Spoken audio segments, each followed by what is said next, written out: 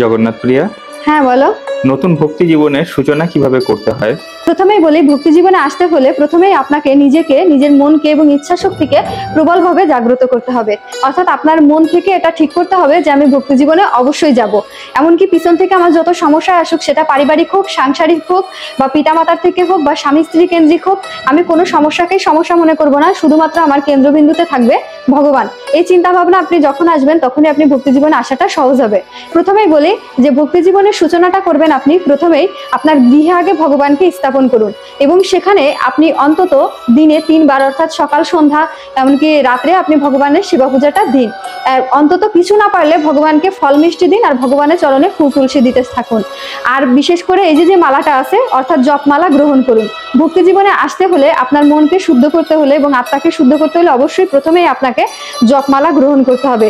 এরপরে আপনি নিয়মিত জপ শুরু করুন, সেটা 2 মালা হোক, 4 মালা হোক, 6 মালা হোক, এইভাবে আপনি 16 মালা পর্যন্ত যান। তার সাথে সাথে প্রতিদিন অন্তত আপনাকে গীতা পাঠ করতে হবে। অর্থাৎ যখন আমরা ভগবানের কোনো গ্রন্থ পাঠ করি, সেটা কিন্তু সাক্ষাৎ আমরা ভগবানের সাথে কথা বলি। অর্থাৎ এই গীতার প্রত্যেকটা শ্লোক হচ্ছে ভগবানের মুখনিসৃত বাণী। তাই যখন আমরা গীতা পাঠ করব, তখন কিন্তু আমরা ভগবানের সাথেই কথা বলছি, এরকম একটা অনুভূতি পাবো। তো এই কারণে আমাদের প্রতিদিন গীতা পাঠ করতে হবে যারা ভক্তি জীবনে আসতে চাচ্ছেন। এরপরে আরেকটা জিনিস করতে হবে, সেটা হচ্ছে একাদশী। এমনকি এই একাদশীর যে মাহাত্ম্য আছে, আপনারা এই একাদশী থাকবেন এবং একাদশীর মাহাত্ম্য পাঠ করবেন। এছাড়া যত বৈষ্ণবীয় তিথি আছে, ভগবানের যত তিথি আছে, এই তিথিগুলো পালন করতে হবে। আর এই যে নামহট্ট একটা গ্রন্থ আছে, এটা আপনারা যে কোনো ইস্কন মন্দিরে পাবেন। এই গ্রন্থটার দাম মাত্র 80 টাকা। তো এটা যে কোনো ইস্কন মন্দিরে পাবেন। এই গ্রন্থে আপনার সমস্ত প্রাথমিক পূজা পদ্ধতি এবং বিধি মন্ত্র সবকিছু স্পষ্ট করে উল্লেখ করা আছে। এখন নিরামিষ খাওয়াটা কিভাবে শুরু করবেন? অনেকেই বলেন, মাতাজি আমার লোভটা ছাড়তে পারছি না, বা আমি চাইলেও ভক্তি জীবনে আসতে পারছি না, বা আমার ফ্যামিলিকে আনতে পারছি না। তো প্রথমেই বলবো, যেটা আপনি এতদিন ধরে খেয়ে এসেছেন, সেটা তো একদিনে ছাড়তে পারবেন না। তাহলে আপনি কিভাবে এখন ছাড়বেন? তাহলে দেখেন, সপ্তাহে রবিবার এবং বৃহস্পতিবারকে কিন্তু হচ্ছে গুরুবার বলা হয়। তাহলে আপনি ওই 2টা দিন নিরামিষ খাওয়া শুরু করেন। এরপরে দেখেন, একাদশীর আগের দিন এবং পরের দিন কিন্তু নিরামিষ খেতে হয়। তাহলে আপনি একাদশীর আগের দিন এবং পরের দিন নিরামিষ খাচ্ছেন, একাদশীর দিনও নিরামিষ খাচ্ছেন। অর্থাৎ আপনি মাসে 2টা একাদশী পরে, তাইলে আপনি 6 দিন এদিকে নিরামিষ খাওয়া যাচ্ছে, আর সপ্তাহে এদিকে 2 দিন, যদি রবিবার এবং বৃহস্পতিবার হয়, তাহলে 8 দিন। দেখবেন আপনার অন্তত প্রায় 12 থেকে 16 দিন হচ্ছে আপনার, মানে 15 দিন এদিকে নিরামিষ খাওয়া হয়ে যাচ্ছে। এবং কি বাকি যে কয়দিন আছে, দেখবেন ধীরে ধীরে আপনি যখন বিভিন্ন ধামের প্রসাদ, আমি বারবার এটা বলি যে আপনার যদি আমিষের প্রতি লোভ থাকে, আপনি ছাড়তে চাচ্ছেন, তাহলে আপনাকে বিভিন্ন ধামের প্রসাদ গ্রহণ করতে হবে। যেরকম পুরী, বৃন্দাবন, মায়াপুর, নবদ্বীপ, এরকম তিরুপতি বালাজি, এরকম যে বড় বড় ধামের যে মন্দিরগুলো আছে, ওই ধামগুলোর মন্দিরের প্রসাদ আপনি বেশি করে গ্রহণ করবেন। তাহলে আপনার ভিতর থেকে এই যে বাইরে যে খাবারগুলো খাওয়ার, অর্থাৎ পাপ ভক্ষণের যে আপনার মানে আগ্রহ, সেটা ধীরে ধীরে আপনার কমে যাবে। এরপরে বিভিন্ন ব্রত উপবাস করবেন, ভগবানের চরণে প্রতিদিন প্রণাম করবেন। আর সবচেয়ে বড় যেটা বিষয়, ভক্তি নিতে হলে আপনাকে বৃন্দা দেবীর সেবা করতে হবে, অর্থাৎ তুলসী সেবা করতে হবে। প্রতিদিন অন্তত সকাল সন্ধ্যা আপনি তুলসী পরিক্রমা করবেন, এবং তুলসী গাছে প্রতিদিন স্নান করার পরে জল এবং ফুল দান করবেন।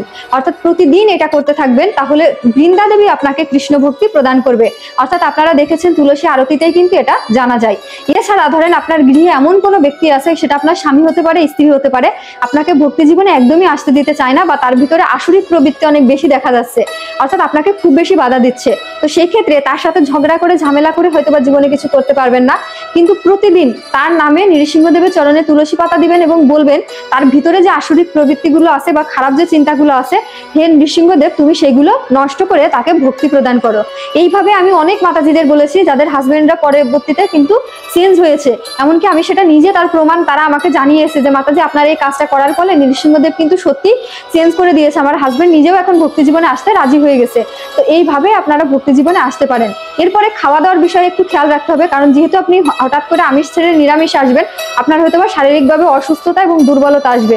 এমনকি ভগবানও আপনার বিভিন্নভাবে পরীক্ষা নেবে। তো সেই প্রতিকূল পরিবেশে আপনাকে কিন্তু টিকে থাকার মন মানসিকতা রাখতে হবে।